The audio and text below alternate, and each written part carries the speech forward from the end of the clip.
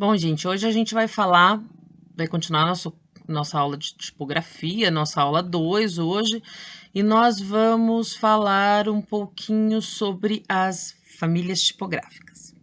Então, o que são famílias tipográficas? São fontes que têm a mesma característica, têm os mesmos elementos que as compõem.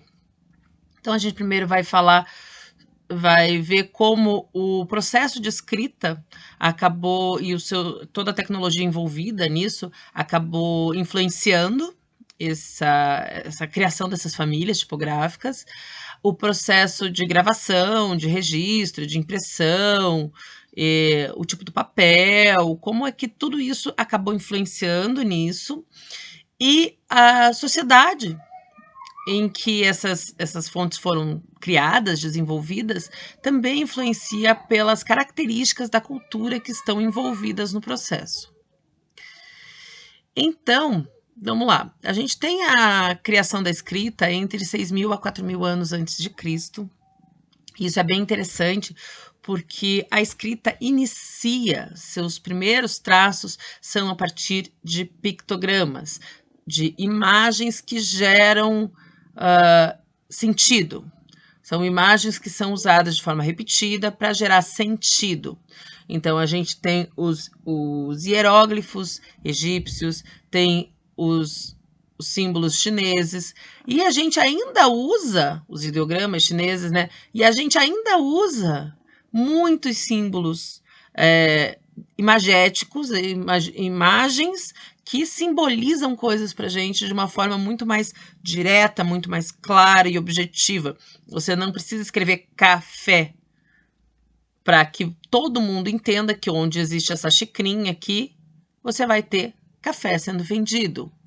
Ou se esse símbolo da menininha aqui é um banheiro feminino, tá? Então, esse tipo de símbolo também é um tipo de pictograma que nós ainda utilizamos na nossa linguagem.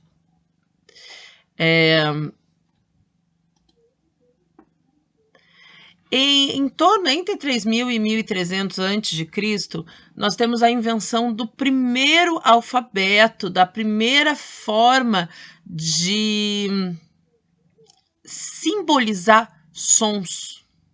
Em vez de simbolizar uma ideia inteira através de uma imagem, nós temos um som que, composto com outros sons, gera uma palavra, muito mais parecido com aquilo que a gente fala. Então, esse é o alfabeto sumério que a gente tem aqui, tá?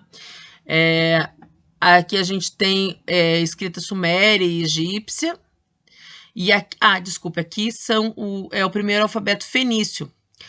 Os fenícios foram os primeiros a fazer um alfabeto pequeno, porque vejam, os sumérios utilizavam ainda esses símbolos que significavam sons, porque os egípcios têm os hieróglifos, que são pictogramas mesmo, mas eles têm outras linguagens escritas também, que são os demócritos, por exemplo, que também são desenvolvidos a partir de sons. Mas teriam lá mais ou menos 600 símbolos para significar alguns sons, porque em vez de ser uma letra, como se fosse uma letra, eles têm o som completo. Então, o pá é diferente do p, é diferente do pi. Para cada som desse tem um símbolo. Não tem um símbolo para o p e um símbolo para o a. Tem um símbolo para o pá. Então, isso acaba gerando a necessidade de ter um monte mesmo de símbolos. Os fenícios, então, criaram esses primeiros símbolos aqui, que vocês estão vendo, que são um sistema muito mais próximo do nosso alfabeto. Claro, não tem todas as letras, até porque as palavras deles são diferentes, né? Mas foi um primeiro alfabeto com base nos sons das letras, que eles podiam ser compostos para formar os sons das sílabas. O alfabeto grego foi desenvolvido, baseado no alfabeto fenício, em torno de 900 a 400 a.C.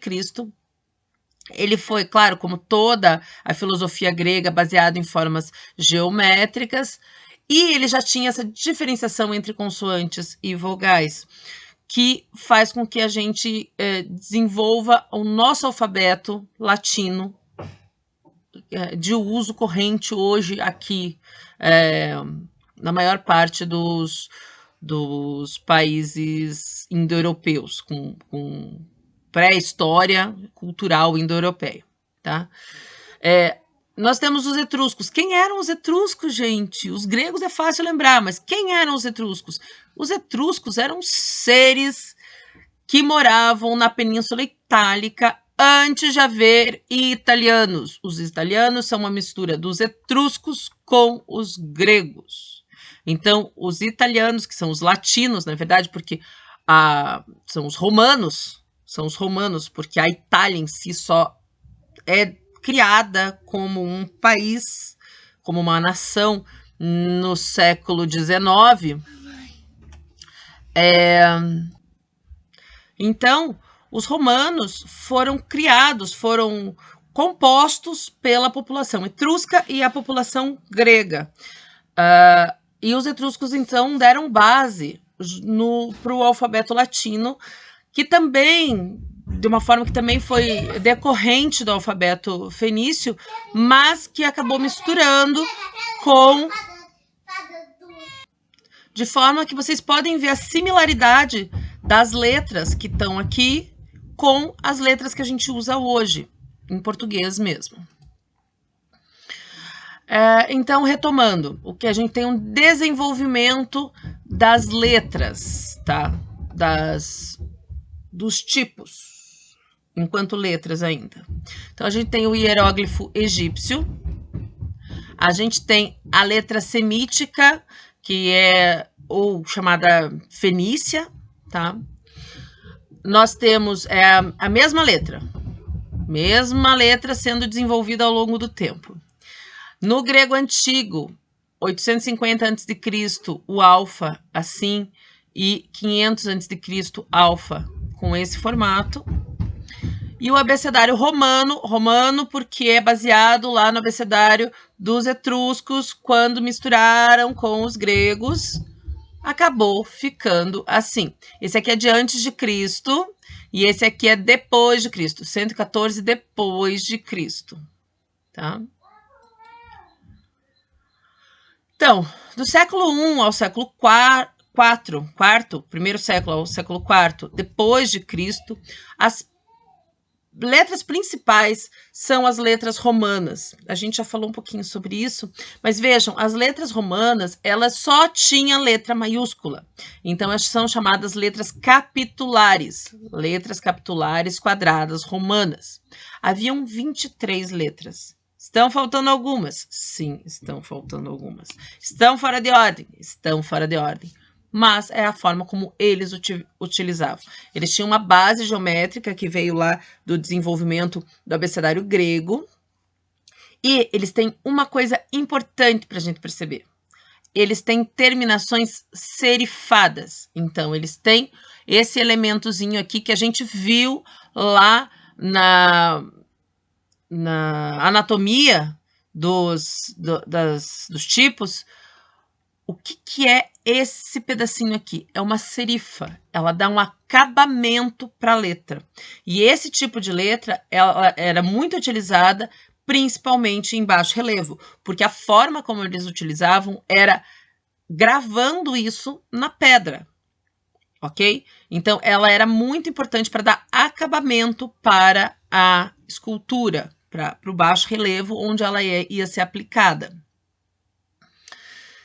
E aos poucos, o que eu estava falando? A pedra, ela era aplicada na pedra e, aos poucos, o desenvolvimento da base, do suporte onde essa fonte, essa letra ia sendo utilizada, facilitava ou dificultava alguns elementos. Então, vamos ver. Então, a gente tem a pedra como base, ou, no caso dos sumérios, eles usavam, e dos egípcios também, bastante tabletinhos de cerâmica, tabletinhos de barro, de argila mesmo, tipo um tijolinho, assim, e eles escavavam com aquele elemento que chamava cunha, por isso que a escrita egípcia é chamada de cuneiforme, porque ela era feita com uma cunha numa plaquinha de cerâmica, e essa plaquinha era seca ao sol. Então a gente, na verdade, tem muito pouco resquício disso, porque isso é um material muito ruim de manutenção. Tem alguns elementos que foram resguardados, porque estavam muito bem guardadinhos dentro de algum templo, mas é pouquíssimo exemplo que a gente tem disso. Então, era pedra, as plaquinhas em argila. Depois, a primeira base mais maleável que foi desenvolvida foi o papiro. Então, o papiro é baseado nessas plantinhas que você tem aqui embaixo, tá? Isso é um pé de papiro. Papiro é uma planta que exige bastante água, então ela é praticamente característica da beira do rio, ela dá essa flor enorme, mas o que importa para produzir o papiro é o caule dele. Então você colhe o papiro, espera secar, abre o caule em muitas fibras e com essa fibra você faz um trançado e gera esse papiro que está aqui em cima, tá? Só que o papiro tem um problema, ele quebra. Então, se você enrolar muito apertadinho, ele quebra. Se você, ao longo de muito tempo, ele se desfaz, porque ele não tem uma durabilidade muito grande. Tem, mas não é assim tão perfeita quanto poderia, tá? Então, você tem uma dificuldade de fazer grandes volumes de texto em papiro, porque é difícil de guardar isso. É guardado enrolado, mas um rolo que tem que ser meio grande, não pode ser muito apertadinho, senão ele vai quebrar. Na hora que você abrir, ele faz... quebra tudo. Se alguém já fez isso com papiro, sabe a tragédia que isso é. Depois foi desenvolvido o pergaminho. O que é o pergaminho? Então, o pergaminho é o couro de animais. Pergaminho é muito legal. Dura pro resto da vida. Pode enrolar muito mais do que o papiro. Só que é caro, porque um carneirinho dá um pedaço de pergaminho. Um pedaço lá, a 2, no máximo. Porque você tem que tirar o couro do coitado do bichinho, depois de matar, tratar ele, curtir como couro que vai usar no sapato, e tem que ser um couro específico, não é de qualquer animal, porque tem que ser possível curtir de forma que ele fique fino, ele fica translúcido, então tem que curtir muito bem, é um processo caro, então pergaminho é um produto caro, e muito melhor para documentos, mas ele ainda é um produto muito caro, ele é muito, muito permanente, tanto que os diplomas e documentos muito importantes sempre foram feitos em pergaminho. Agora que ele não é mais feito, mas agora é feito em papel moeda, que é aquele papel que os diplomas mais importantes são feitos. E o papel surgiu na China um pouco antes de Cristo, e ele foi desenvolvido lá e ficou como um segredo de mercado durante bastante tempo. E quando houve uma invasão da China pelos japoneses, acabou saindo lá por 700 depois de Cristo e foi desenvolvido para a Europa. A gente já contou essa história lá na história do design gráfico, não vou me prolongar aqui. Então a gente tem o papel se tornando mais comum, não que ele fosse barato e nem que ele fosse exatamente comum como a gente tem hoje, assim, resmas de papel que a gente joga fora. Até porque antes o papel era feito basicamente de fibra de tecido e não fibra vegetal. Então hoje a gente tem um papel que é um pouco diferente do papel desse período, tá? Então quando a gente tem esses elementos, vejam lá, nós temos um instrumento para escrever em papiro e pergaminho que é chamado de cálamo. E esse cálamo, ele é como se fosse uma pena. Então você molha na tinta e escreve com esse elemento. Pensa numa pena de galinha mesmo, tá? Então, você afiava com a faca aquilo, com estilete, afiava bem, molhava na pena e com aquilo você escrevia. Então, isso dava a característica da letra e a busca por fontes que eram mais parecidas com essa letra manuscrita acabava sendo primordial, né? Era aquilo que se buscava. Até por isso que a gente tem aqui lados mais grossos e lados mais finos, tá? Porque se você algum dia já pegou uma caneta de lettering ou alguma coisa nesse sentido, ou tentou escrever com um pincel mesmo, você vai ver que as linhas ascendentes são sempre mais finas, as descendentes são sempre mais grossas, e isso acaba influenciando no desenho da fonte. Então, a técnica definindo a forma, a gente continua tendo aqui as capitais quadradas, tá? Bem típicas romanas. E aqui a gente já tem capitais mais rústicas, que eram desenhadas com o tal do cálamo, certo? Então, de acordo com o que foi se desenvolvendo essa técnica de escrever à mão em pergaminhos os textos, lá na Idade Média, que foi o período em que, no final da Idade Média, em que a gente tem mais produção de textos escritos à mão, dos monges, nos mosteiros, copiando os livros, vai se desenvolvendo uma letra que é chamada de uncial. Vejam, ela é extremamente manuscrita, extremamente decorrente da posição da pena. Colocar a tinta no papel. Até aqui embaixo você tem, eu vou mostrar mais de perto isso. Você tem aqui embaixo a posição em que você vai colocar a pena para desenvolver essa letra. Qual é o primeiro traço? Qual é o segundo traço? Em que sentido? Vejam, as flechinhas estão mostrando ali em que sentido ela vai se desenvolver melhor e vai ficar com aquela carinha ali.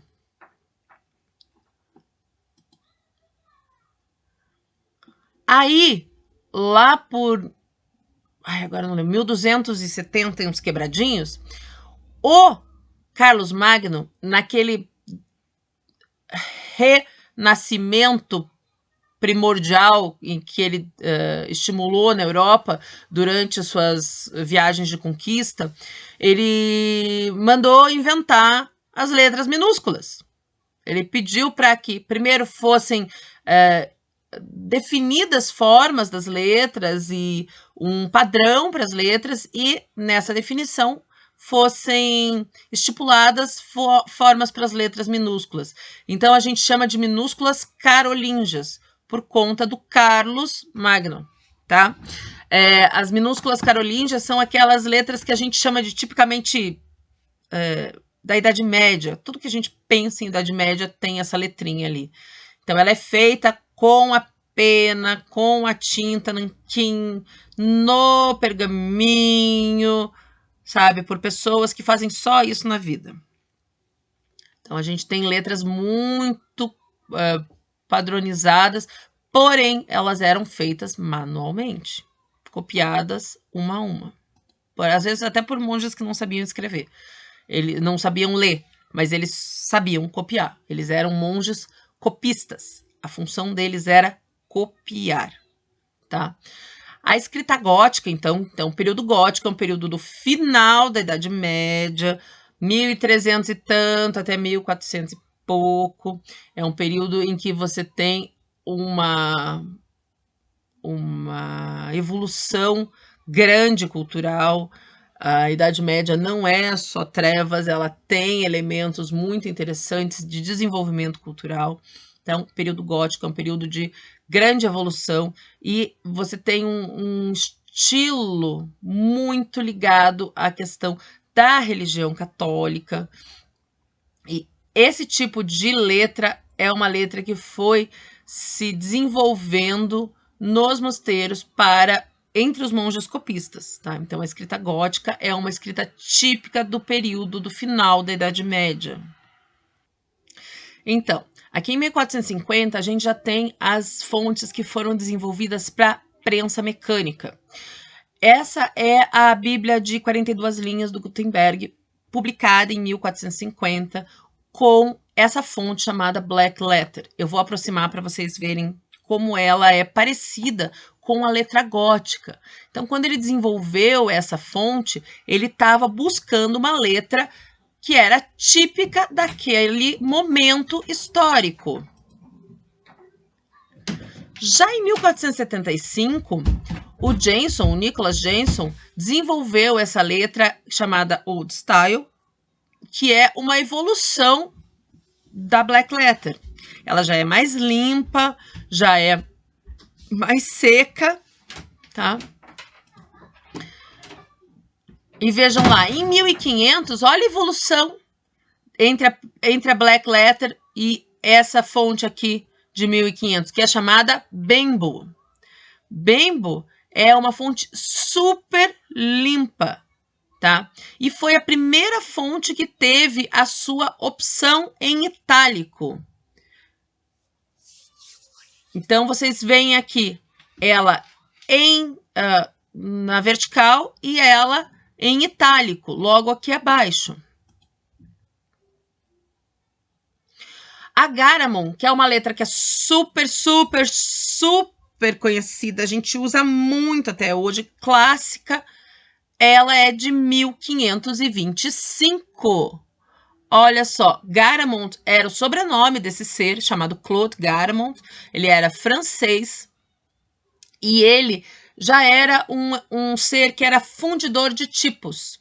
O que ele fazia? Ele não era um impressor, ele não fundia tipos para a sua própria imprensa. Ele fundia os tipos e vendia as fontes todas, as caixas com todas as letrinhas para alguém que ia imprimir.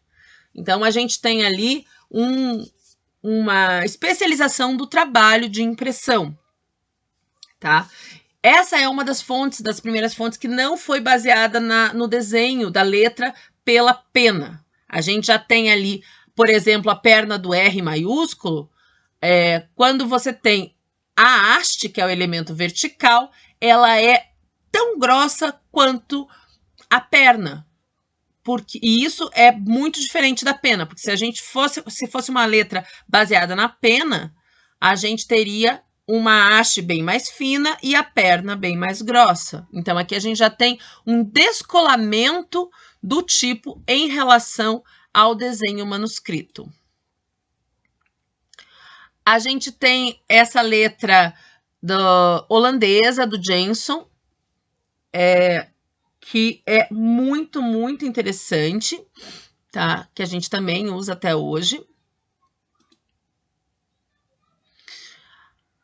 Aqui uma letra mais inglesa, uma letra mais fortinha, assim, os tipos ingleses, eles têm essa característica de ser um pouco mais pesados visualmente. Aqui já é 1700 e pouco. A Baskerville,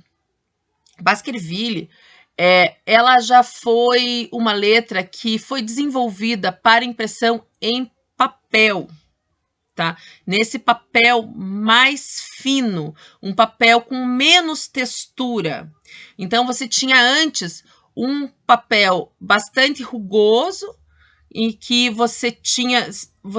se você tivesse muito detalhe na letra, você não conseguiria perceber porque ele ia borrar. Então, quando o papel fica mais padronizado, com a superfície menos rugosa, menos porosa, você pode ter um contraste maior entre os traços finos e os traços grossos. Então, você vai ter essa possibilidade de uma letra como essa, como a Baskerville.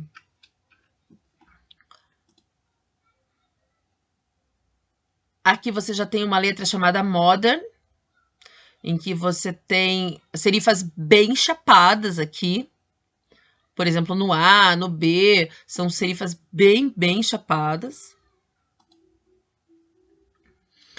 Aqui em 1825, essa já é uma letra tipicamente americana, tá? Então, você vê como elas são pesadas. Essa serifa, esse tipo de serifa pesada, que é uma serifa quadrada, é uma serifa tipicamente americana, e ela já vem de um processo de impressão muito mais mecanizado, muito mais automatizado do que anteriormente. Essa é uma das primeiras fontes sem serifa, tá? É a fonte chamada sans serif, ou a grotesque. As grotesques normalmente são as fontes sem serifa, ok? Já é de 1900. Então, a partir de 1900, a gente tem o desenvolvimento de letras muito mais ligadas à geometrização, novamente, muito mais limpas, buscando esse traço marcante.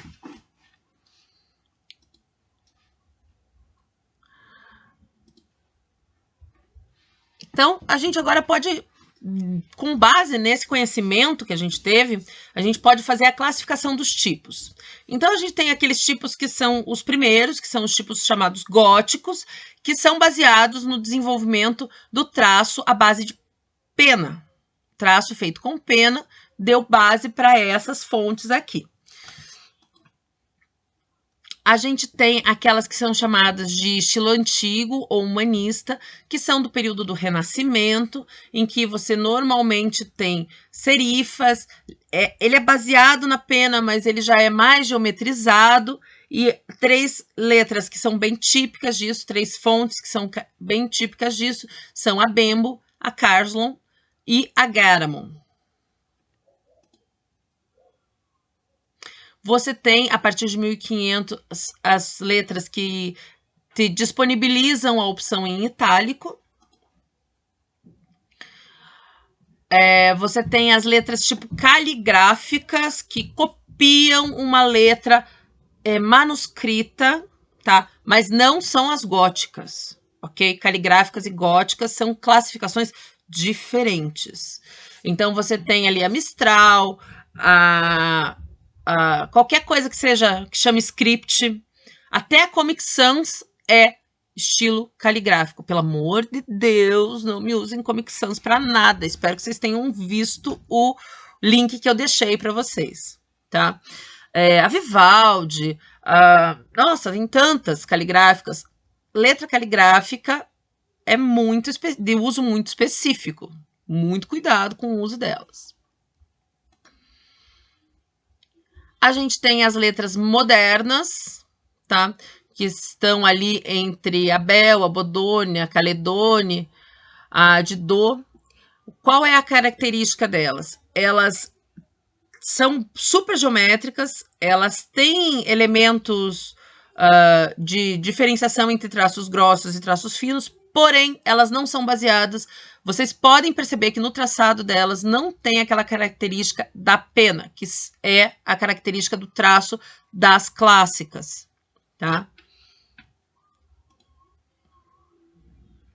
E aqui a gente tem a classificação que é chamada de serifa quadrada, que são essas bem tipicamente americanas aqui, até pelo nome vocês podem ver. A Clarendon, a Memphis, a Rockwell, é uma de serifa quadrada.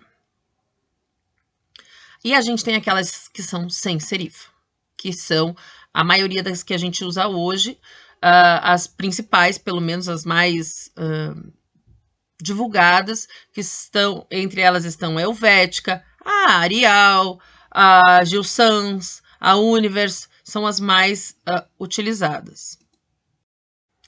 Bom, aí a nossa última classificação são as fontes decorativas ou display, que foram aquelas que a gente fez aquela brincadeira de buscar as fontes mais feias da face da Terra e com as quais a gente deve tomar muitíssimo cuidado no uso, porque elas são muito marcantes, de muito difícil legibilidade e podem estragar um trabalho bem feito, tá? Muito cuidado com elas. Bom, então, aqui por último nós vamos ter a síntese da classificação, eu vou deixar ela mais próxima para vocês verem. A mesma letra, a letra A, em todas as classificações que a gente disponibiliza. Então, que nós temos usado nos últimos séculos. Então, a gótica, a antiga ou clássica, a itálica, a caligráfica. Essa caligráfica que eu coloquei aqui, ela é quase uma decorativa, mas só para a gente ter uma noção bem clara de que é aquela que se aproxima do escrito à mão. A moderna, que é similar à antiga ou clássica, porém ela tem como diferença básica a não similaridade com o texto escrito com pena. Tem aquela que usa uma serifa quadrada, tem as sem serifa e tem as decorativas ou display.